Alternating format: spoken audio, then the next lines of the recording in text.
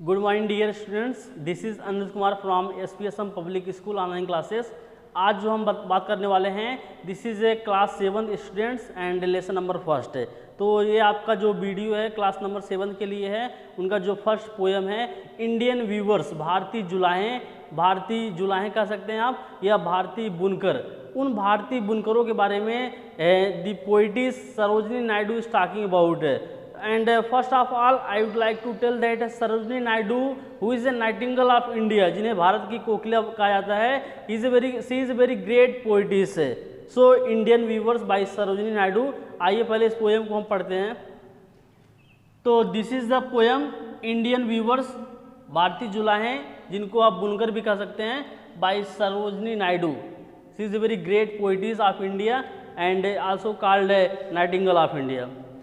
In this poem there are 3 stanza, first, second and third. इस poem में 3 stanza हैं and her stanza में 4-4 लाइनें हैं। तो इस पोएम के बारे में कुछ चीज़ें हम आपको बता देते हैं। दैट इन दिस पोएम, इस पोएम में Sarojini Naidu is talking about the 3 stage of human life. उन्होंने मनुष्य के जीवन के 3 स्टेज के बारे में बताया। And what is the 3 stage?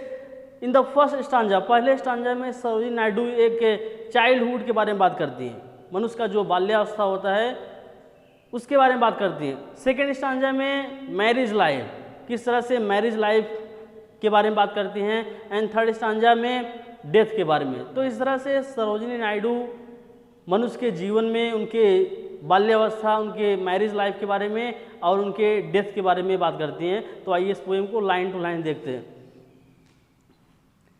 Weavers weaving at break of day, this is the first line of the poem Indian weavers by Sarojini Naidu.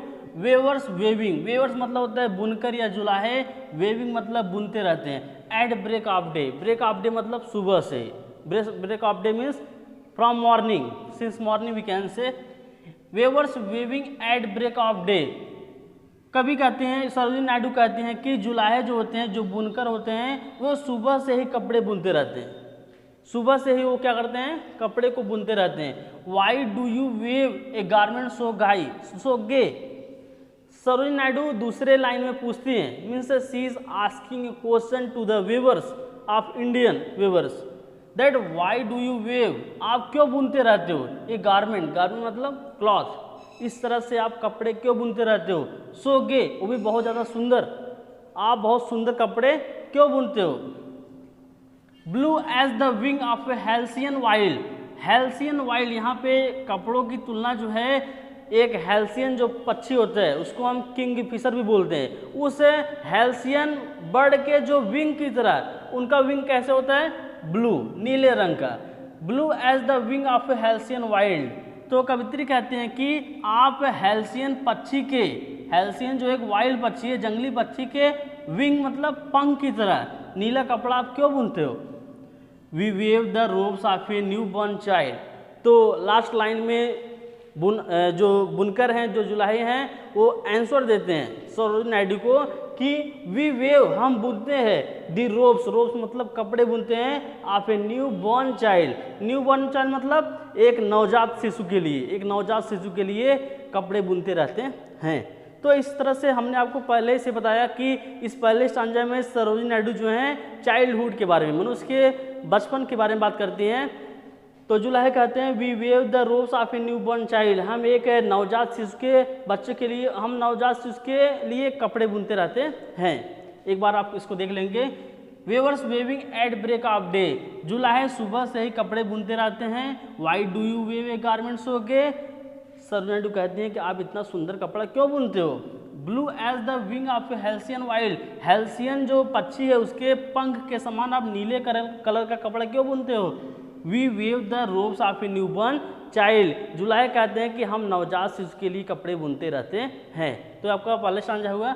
Now second stanza, weavers weaving at fall of night, जुलाहे fall of night मतलब शाम तक, fall of night मतलब इस तरह से अंधेरा धीरे धीरे होने लगता है। तो weavers weaving at fall of night, जुलाहे शाम तक कपड़े बुनते रहते हैं। Why do you weave a garment so bright, Sarojini Naidu पूछती हैं जुलाहों से कि वाई, क्यों, वाई डू यू वेव, आप क्यों कपड़े बुनते रहते हो, सो ब्राइट, इतने चमकीले कपड़े आप क्यों बुनते हो। Like the plums of A peacock. अब यहाँ पे कंपेयर हो रहा है किससे, प्लम्स ऑफ ए पीकॉक मतलब पंख के मोर के समान पंख कपड़े आप क्यों बुनते रहते हो, पर्पल एंड ग्रीन।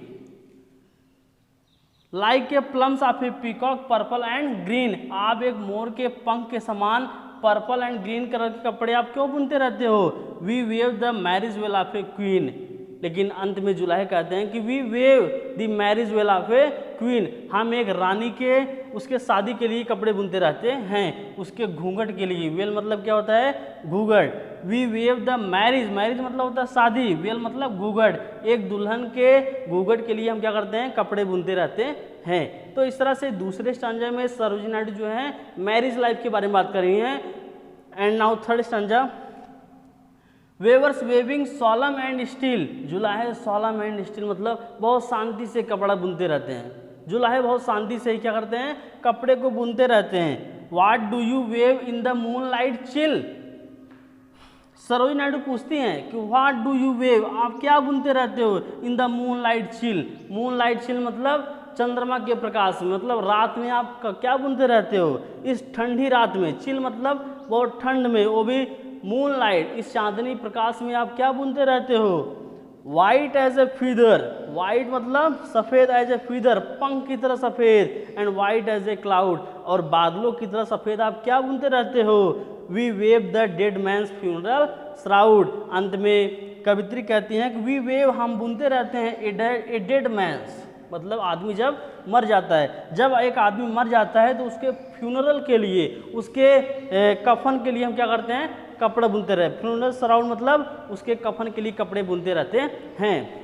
तो इस तरह से Indian weavers by Sarojini Naidu, in this poem Sarojini Naidu is talking about the human life, that how human lives in this childhood and in his marriage life and after death.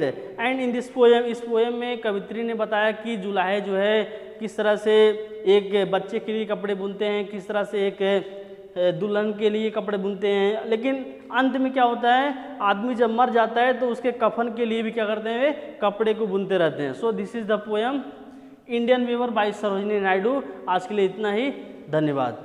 No, God bless you.